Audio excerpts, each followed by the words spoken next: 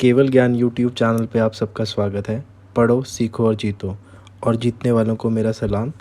आज हम लेकर आ रहे हैं psychology chapter 1 class 12 CBSE board की तीसरी वीडियो। इस पार्ट में हम बात करेंगे पास मॉडल के बारे में। इस वीडियो में हम बात करेंगे पास मॉडल के बारे में, जो कि JP Das, Jack Naglieri and Kirby ने 1994 में दिया था।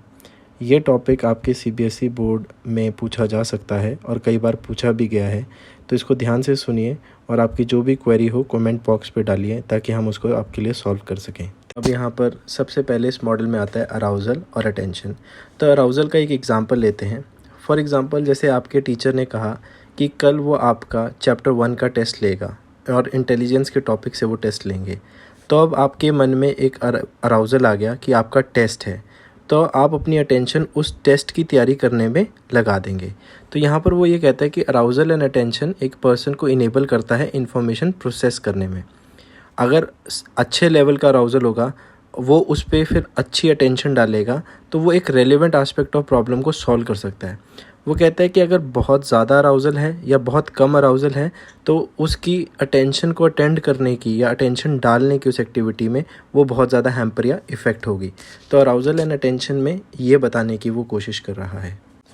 अगला पार्ट जो इसमें आता है वो है simultaneous and successive processing. Simultaneous processing में हम क्या करते हैं कि जैसे हमारे पास एक कॉन्सेप्ट है।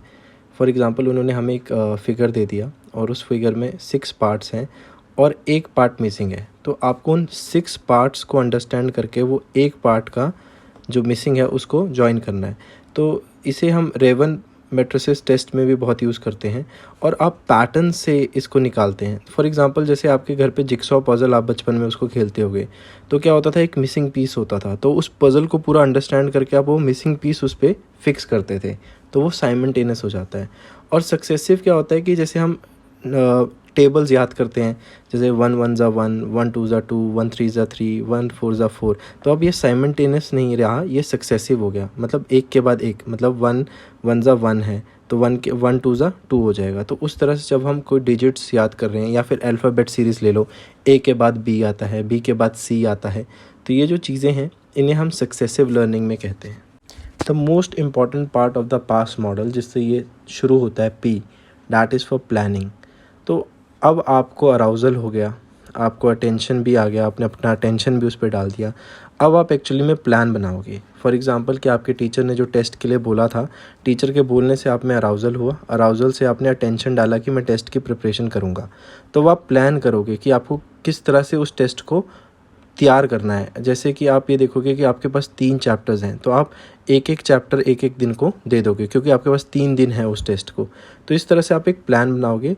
अगर वो प्लान नहीं वर्क करता तो फिर आप उसको दोबारा से रीवर्क करके नया प्लान बनाओगे। तो वो प्लानिंग के अंदर यहाँ पर वो एक्सप्लेन करता है। तो इसकी नेक्स्ट स्लाइड में हम देखते हैं कि किस तरह से उन्होंने इसको आउटपुट और इनपुट को डिज़ाइन किया है। इसमें हमारे को प्लानिंग, अटेंशन, साइमल्टेनियस और सक्सेसिव जो बेस ऑफ नॉलेज है, इनपुट किस तरह से इनपुट आती है और किस तरह से उसकी आउटपुट आती है, वो एक्सप्लेन की गई है। तो इसको आप ध्यान से देख लेना। इस पे आपको पास मॉडल से रिलेटेड कुछ टेस्ट दिए हैं, जिससे कि हम आपकी इंटेलिजेंस को स्टडी करते हैं, उसको एसेस करते हैं। और ये कुछ जैसे कॉग्निटिव असेसमेंट टेस्ट हो गया या बैटरी टेस्ट हो गए, जो इंडिविजुअल्स के लिए बनाए जाते हैं। तो यहाँ पर आप उनके बारे में पढ़ सकते हैं, और अगर पास मॉडल में अगर आप ये लिखना चाहें तो ये आपको एक अच्छा आंसर लिख कर देते हैं। तो दोस्तों, कैसा लगा आपको हमारा वीडियो? अगर आपको हमारा वीडियो अच्छा लगा तो प्लीज़ सब्सक्राइब करें, शेयर करें हमारे यूट्यूब चैनल केवल ज्ञान को, एंड नेवर गिव अप, क्योंकि जीतने वालों को मेरा सलाम।